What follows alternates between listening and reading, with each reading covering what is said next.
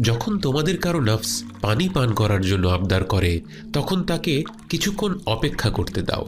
পানি পান করায় কোনো ক্ষতি আছে এজন্যে নয়, বরং এই কারণে যে নফস যেন যখন যা চায় সাথে সাথে তাই পেয়ে যাওয়ার অভ্যাসে আসক্ত না হয়ে যায়।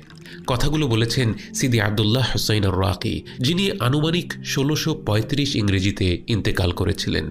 অর্থাৎ এই কথাগুলো প্রায় ৪০০ বছর আগে তিনি বলেছিলেন।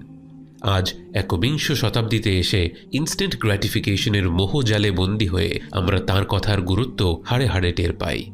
যা চাই তা তৎক্ষণাৎ পেয়ে যাওয়া এখন খুব সাধারণ একটা ব্যাপার হয়ে গিয়েছে। কিছু দেখতে চাইলে মুহূর্তেই তা অনলাইনে স্ট্রিম করার জন্য প্রস্তুত। কিছু খেতে চাইলে রেস্টুরেন্টে যাওয়ার প্রয়োজন নেই, বরং খাবারটি আমাদের কাছে চলে আসে কিছুক্ষণের মধ্যেই।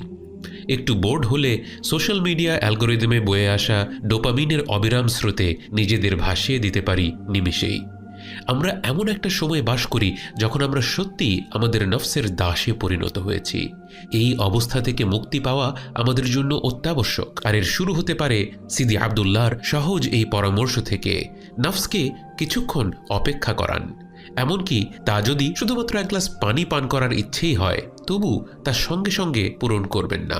৫-১০ মিনিট অপেক্ষা করুন। এর মাধ্যমে নফসকে বলা হয়, তুমি প্রভু নও, তুমি দাস, তোমাকে অপেক্ষা করতে হবে। এই কাজটিকে ছোট মনে হলেও বাস্তবে এটি আমাদের জীবনে বড় বড় পরিবর্তন নিয়ে আসার একটি ভিত্তি তৈরি করতে পারে। ব্যায়ামের কথাই ধরুন, আসলে কোন জিনিসটা আপনাকে ব্যায়াম করা থেকে বিরত রাখে? ব্যায়াম করা ভালো এটা তো প্রত্যেকেই জানে, তাও কেন এত মানুষ নিয়মিত ব্যায়াম করতে পারে না? কারণ আপনার নফস ইনস্ট্যান্ট গ্র্যাটিফিকেশন চাচ্ছে। আপনি সোফায় বসে আছেন, বিছানায় শুয়ে আছেন, এই আরামটা সে ত্যাগ করতে চায় না। অথচ আপনি একবার ব্যায়ামের পোশাক পরে ফেললে, জুতোজোড়া পায়ে দিয়ে দিলে, ব্যায়াম করতে যাওয়ার যে মানসিক বাধা তা বহু অংশে কমে আসে এবং ব্যায়াম করার পর নফস নিজেই তা উপভোগ করে। আরেকটা উদাহরণ হলো আপত্তিকর বস্তু দেখা। এটা হয়তো বর্তমান বিশ্বের সবচেয়ে গুরুতর সামাজিক ব্যাধি, বিশেষ করে পুরুষদের জন্য। যারা এই কাজে লিপ্ত হয় তারা নিজেরাও জানে এটি একটি খারাপ কাজ, এবং এই কাজে লিপ্ত হওয়ার পর তাদের মধ্যে এক প্রবল অনুশোচনা বোধও কাজ করে।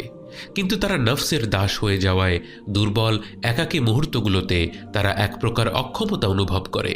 অথচ অবাক করা ব্যাপার হলো, আমাদের নফস নিজেই হলো এক পোষা কুকুরের মতো।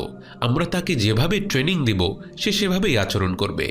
আমরা তার প্রতিটি চাহিদা তাৎক্ষণিকভাবে মেটাতে থাকলে সে নিজেকে মালিক আর আমাদেরকে তার দাস ভাবতে আরম্ভ করবে। কিন্তু আমরা যদি তাকে কৌশলগতভাবে নির্দিষ্ট কিছু